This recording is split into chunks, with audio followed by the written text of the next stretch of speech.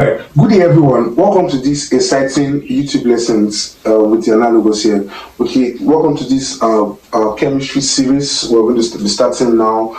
This series is going to be for students. Those of us writing post-utme, I'm going to be doing some calculations. We're going to do calculation series on all the vital calculations you are going to be looking forward to in the examination. Possible areas where post-utme examinations from different universities set their calculation questions. I'm going to be breaking them down in this series of video.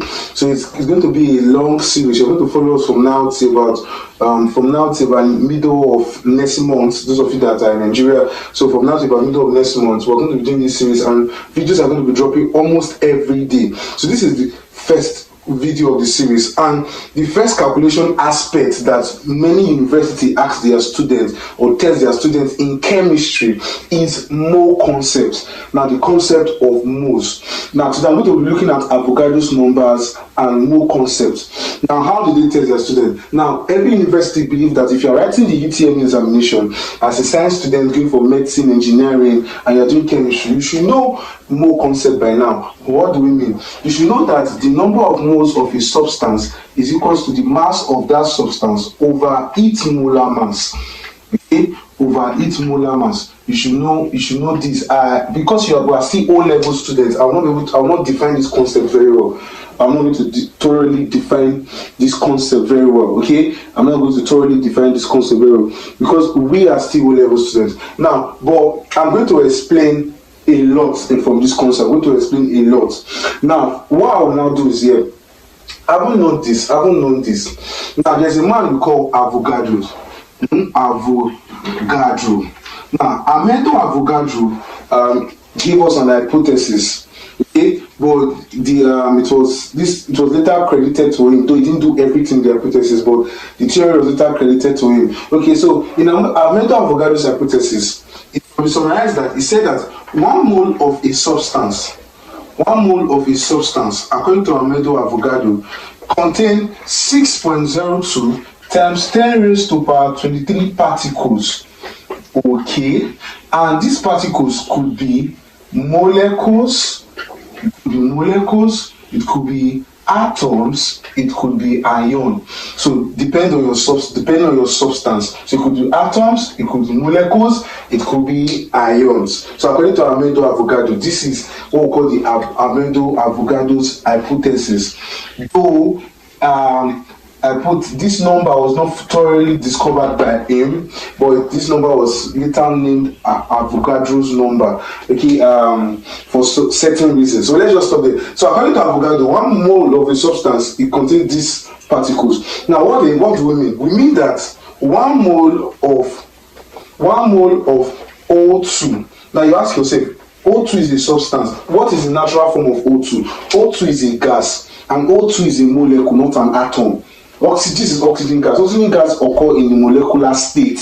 So 1 mole of oxygen molecule contains 6.02 times 10 raised to power 23 molecules of oxygen. So 1 mole of oxygen contains 6.02 times 10 raised to power 23 molecules of oxygen. Now, one of the molecule, that's O2 now, should contain 2 atoms, right? 1 O2, that's 1 molecule of oxygen, should contain 2 atoms. It therefore means that also 1 mole of oxygen gas, O2 is oxygen gas, will contain 2 times 6.02 times 10 raised to power 23 atoms. So each of those molecules contain 2 atoms. So to just get the number of atoms in this gas, just 2 times those molecules. So do you get? Because 1 molecule here will contain 2 atoms. So, and you should know, and they may want to convert this thing to mass for you. They will want to ask you, what is the mass of 1.5 times 10 raised to power 23 atoms of oxygen gas? You can be asked questions like that. You can be asked question like that. So in this aspect, I've given you first useful formula to solve. So yeah, they can ask you for every science student, this is not a problem. Many of us understand this from when we're small, but this is the issue. This concept, this Avogadro's hypothesis, this is where the issue lies majorly in mole concepts. So I will, from everything I've done now, I would like to give a formula. I would like to give a formula as a shortcut to just get. Sometimes they ask you how many moles are in so amount of molecules. How many? What is the mass of this molecule of this gas? So you can ask those questions. So you have to now relate these formulas and these ones. So to now do that, I'll give you a shortcut. So the shortcut I've applied over the years has been. So over the years, I've given people this to use, and it is very helpful both in O level and in A level. So I've given people this to use. Now to just do it, I will just tell them that to get your number of atoms, number of atoms is equal to, I'll tell them the atomicity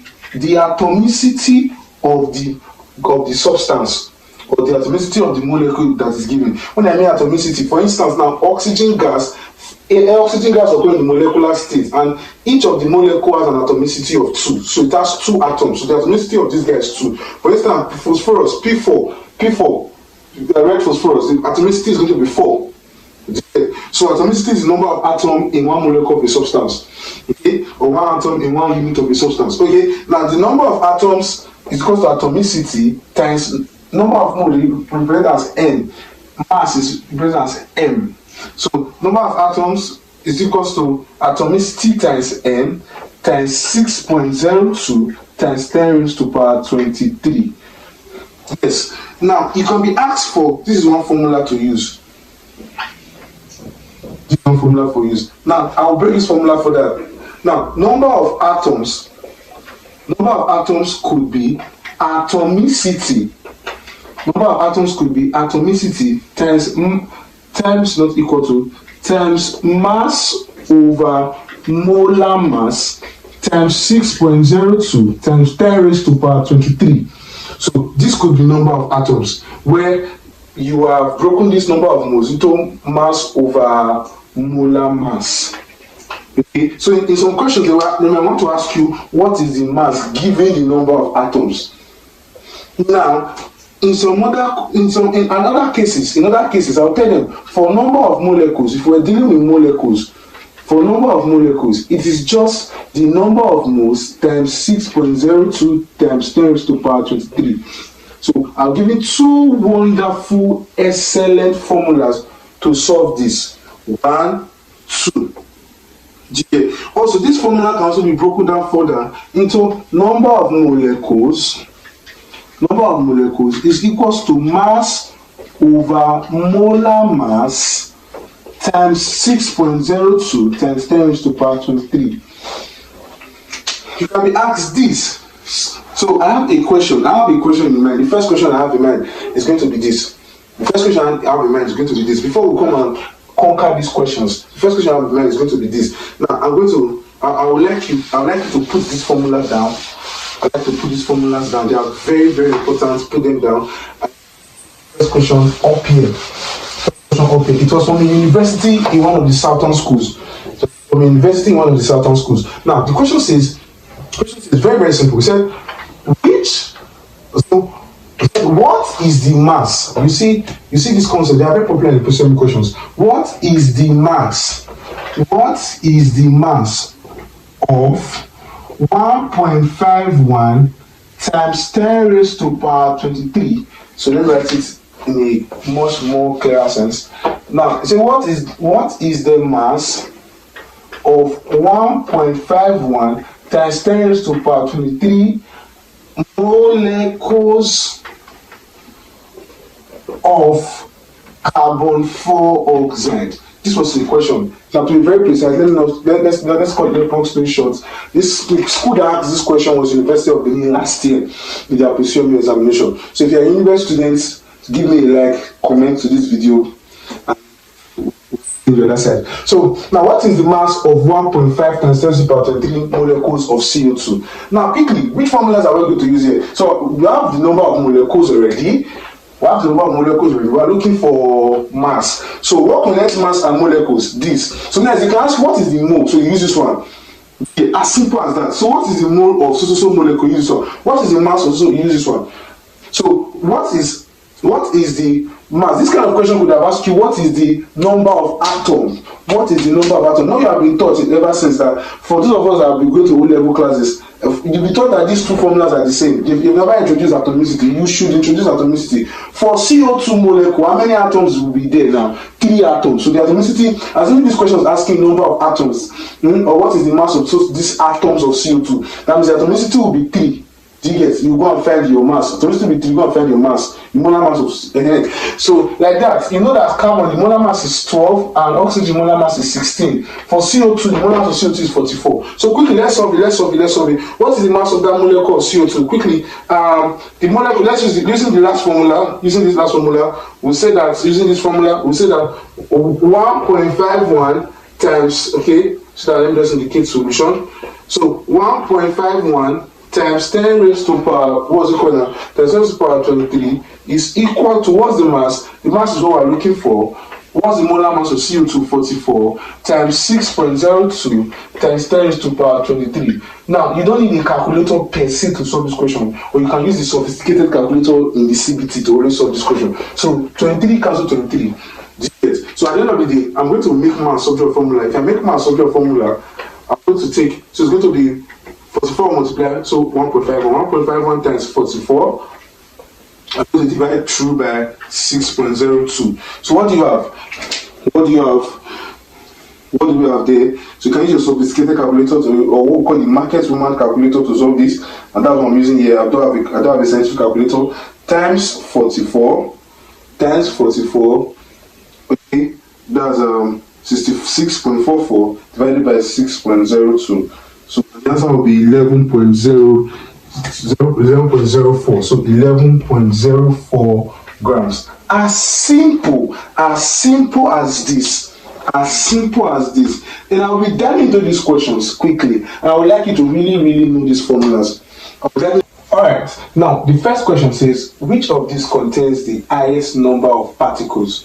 Which of these contains the highest number of particles? Okay, now to solve this quickly, if you follow the formulas I will give you, now they are asking which of these contain the highest number of particles, and if you observe, they are all atoms. So they are indirectly asking us which of the following has the highest number of atoms. Is this 16 grams of hydrogen atom, 16 grams of oxygen atom, 10 grams of fluorine atom, or 8 grams of potassium atom? Now, to get the formula of number of atoms, these questions can come out in most of the exams, especially those exams that those schools that usually have a lot of competitions.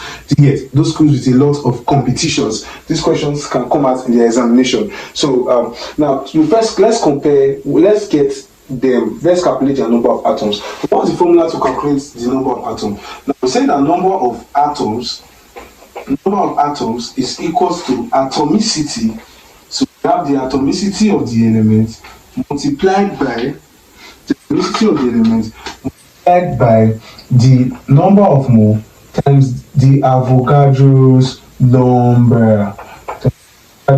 So if I write that, economizing that space, I said it's going to be times the number of mole. A number of mole is going to be mass over molar mass times 6.02 times 10 raised to power 23. All right. So now quickly, let's do for option A. So we're going to do for 4 different options.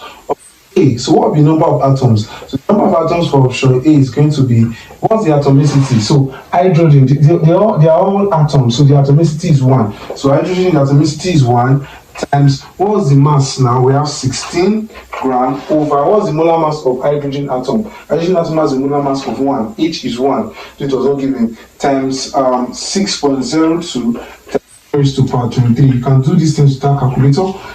Without a calculator, without a advanced or scientific calculator, you can solve these questions like that. So if you have that, we're going to have 16 times 6.02. So that should be 96.32 times 10 raised to power 23 atoms. That's for A. What about option B? Option B, I should have 16, okay, the atomicity is 1. So the atomicity is 1 for option B. So the number of atoms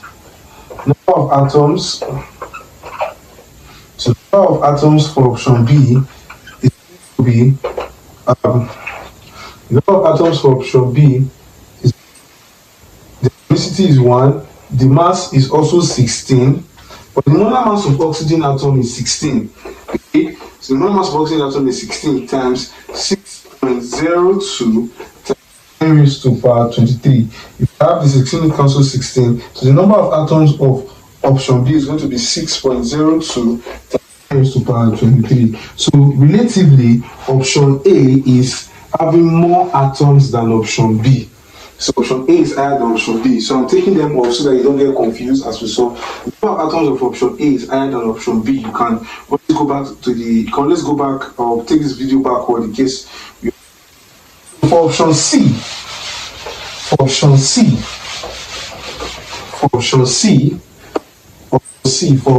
the number of atoms for option C is going to be the number of atoms is going to be number of atoms is going to be atomicity is 1 atom of fluorine times the mass is 10. So the mass is 10. What's the molar mass of fluorine atom? 19 times what's it called now? 6.02. Okay, times 10 raised to power 23 by 6.0 times 10 power 23. So what are we going to have at this point? So at this point, okay, taking my calculator, I'm going to say 10 over 19.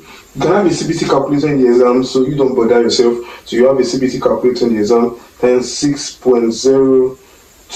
So that should be 3.16. So that should be 3.16 times 10 raised to power 3.168, pardon, times 10 raised to power 23 atoms. So I just did this factor, then leave the 10 raised to power 23 power, and this is smaller than option C. So you observe option A is larger than option B. Option B was 6.02 times 10 raised to power 23, so smaller than 6.02 times 10 raised to power 23, and option C is smaller than it. So what about option D? For option D, I'm going to say the mass is going to, so what's the number of atoms for option D? Number of atoms for option D is going to be equal to, first of all, the atomicity is 1. What's the mass? The mass is 58 all over, okay. What's the molar mass? The molar mass of potassium is 39. 0.02 times 10 raised to power 23. So what do you have? So we're going to say 58 divided by 39. That's 1.4887 multiplied by 6.02. So that should be 8.95 times 8.95. So we have 8.95 times 10 raised to power 20. And observe very well, this is larger than option B and C. It's larger than option B and C. But option A was 96. Something, it was 90 something times 10 power 23. If it's also, but it is smaller than option A. So it means that option A has the highest amount of atoms on calculating. A will have the highest amount of atoms, so option A has the highest amount of particles. Now, in some places, man, say, okay, this is 10, 16 grams, 16 grams, 10 grams, 15 grams. You mean that no, that this atom is no. So this amount of atom is 58 grams. But what is how many atoms were there actually? This is the amount of the atom. But for option A, 16 grams of option A, 16 grams of hydrogen atom of option A was actually 96 or so. Yes, around 96 times 10 power 23 atoms. That the number of atoms here is more than this one, but in mass, this was the higher mass. So this mass of atom was just this. Those atoms that make up this mass, it was not up to the atom that made up this mass, despite this mass is higher. So that's how it is. So it is a quantitative measurement. Do you get? So as simple as that. So that's that. So for the next question, The next question, this is a typical, the next question is a typical post-utme question. So for the next question, we get to see this kind of question. So make sure if these videos are helpful, I'll come again. Make sure you subscribe to this channel. You subscribe. I know that the videos are helpful. So quickly, for the next question, said, which of these is the smallest? Which of these is the smallest? Univariate question. So which of this is the smallest? Which of this is the smallest? Now, first, to know which of them is the smallest, to know which of them is the smallest, we have to either measure them in mass or mole. Now, for this question, for the first question, if this first question was asking you, pardon me, if this first question is asking which of them is smallest, in what we measure as humans, what we measure, constantly we used to measure relatively, we can relate the size of different substances with in mass. So in mass, who is smaller? The smallest in this question is option C.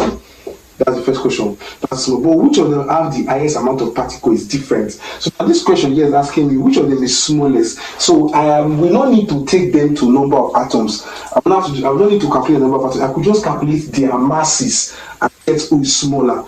Now, remember the first question is not asking you small. The first question is asking who have the highest amount of particles, who have the highest amount of atoms. That's what the first question is asking. Now, the next question is asking which of this is smaller. So, if you want to know which of this is smaller, you have to either take them to mass or take them to mole. Okay. So now let's solve this. Now, solving this, we should have. So option A, we take them to mass. I like to take them to mass. It's easy. If you want to move, if you want the moles, so option A is already in mole. So 2 moles of sodium atom. Okay, 2 moles of sodium atom. By now you know that the molar mass of sodium is 12. The molar mass of carbon is 12. Which element is there? And iron is 56. Okay.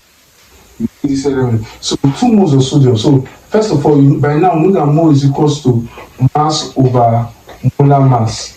Okay, mass over molar mass, and therefore our mass is therefore equals to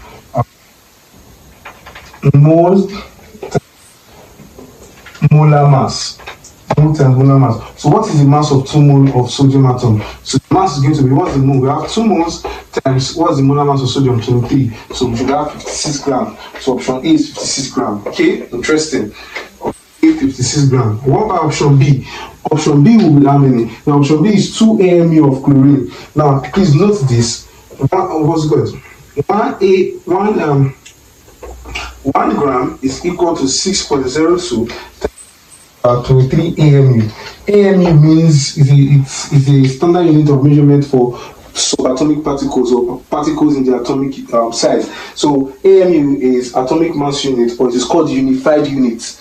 Atomic mass unit or unified unit is used to measure the mass of electrons. Is a way to measure the mass of electrons, mass of protons, especially as particles that are very, very tiny or small, or in the subatomic state, or even in the atomic state. Okay, so 1 gram is this in AMU. So AMU is a very, very small unit. Very, very small unit. So 1 gram is this in AMU. Many other use several measurements, but this is how you get it. I could have proved this, but not in this video. Now, 1 gram is this in AMU. So first, how do you convert 2 AMU of chlorine to gram? So if you say 2 AMU is going to be X grams. So 2 AMU is going to be X grams. So can we cross and multiply? Yes, we can do that. So we can say that X times 6.02 times 10 to the power 23 is equals to 2 times 1. So therefore, guys, so what do you get X? So you divide both sides by 6.02.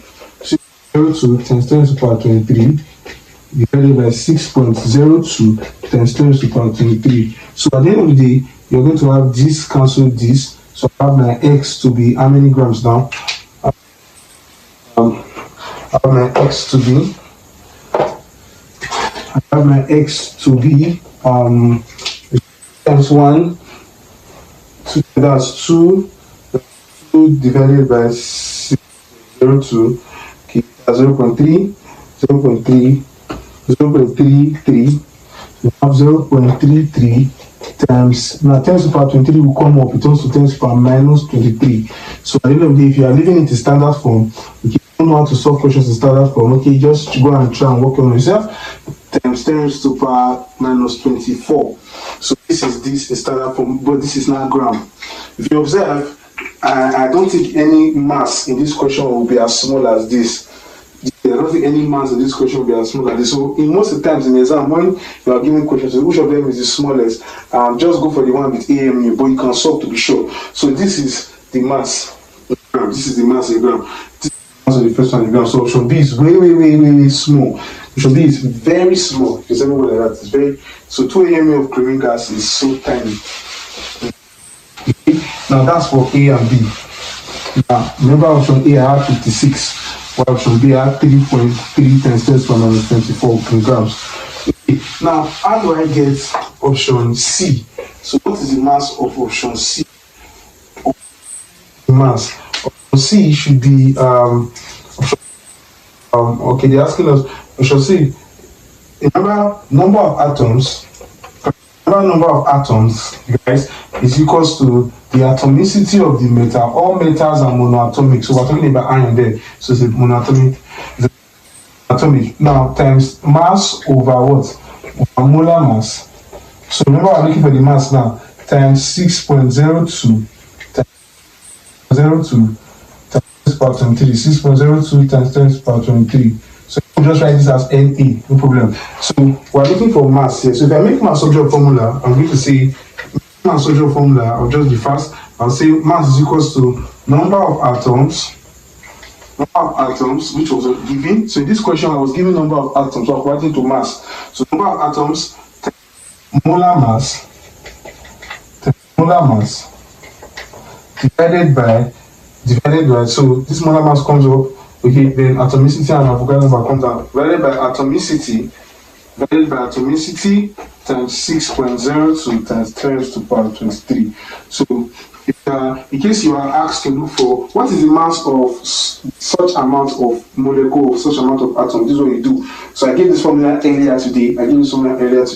So you can also use it. So now first, what is the mass? What is the mass we're looking at here? The mass we're looking for here is, we don't have the mass, so we're looking for the mass. So we have the number of atoms. Okay, so the number of atoms is going to be 2.03 times 10 raised to the power 23 times, now what's the molar mass of iron? Is 56. What's the atomicity? 1 times 6.02 times 10 raised to the power 23. Now trust me, these universities can ask questions like this. You'll be thinking, well, our calculator is so sophisticated because the powers can actually cancel out. So this power is going to cancel out this power. Follow me? That power cancel out this power, and so this, I think this year 1, this year 3.